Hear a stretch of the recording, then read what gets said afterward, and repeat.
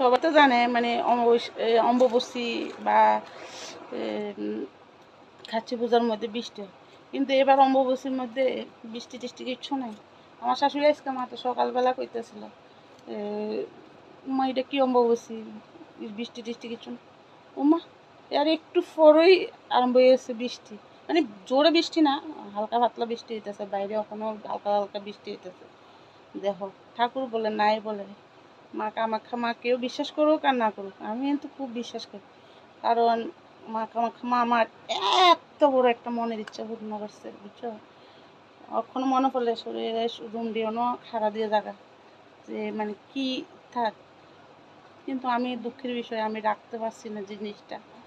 তো আর আমার এতটাই দুঃখ মনের মধ্যে, আমি একটা বারের জন্য মা কামাখ্যা মার মন্দিরে গিয়ে মারে দর্শন করে যেতেছি না, এতটা কষ্ট। কথা কয় না মা না ডাক দিলে যাইতে পারে না, এটাই ঠিক।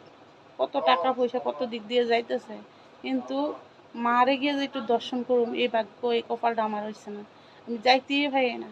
কত চেষ্টা করি, কত মনে মনে ইচ্ছা যাইতাম, কিন্তু যাইতে পারি না। মা যেদিন ডাক দিব ওই দিন যাবো, কিন্তু মা যে আমার মনের ইচ্ছা পূর্ণ করছে, কি মনের ইচ্ছা পূর্ণ করছে বিশ্বাস করতাম, 7 দিনের মধ্যে আমার মনের ইচ্ছাটা পূর্ণ করছে। মানে আমি মারে খুব মানে, ভগবান আছে এটা মানে।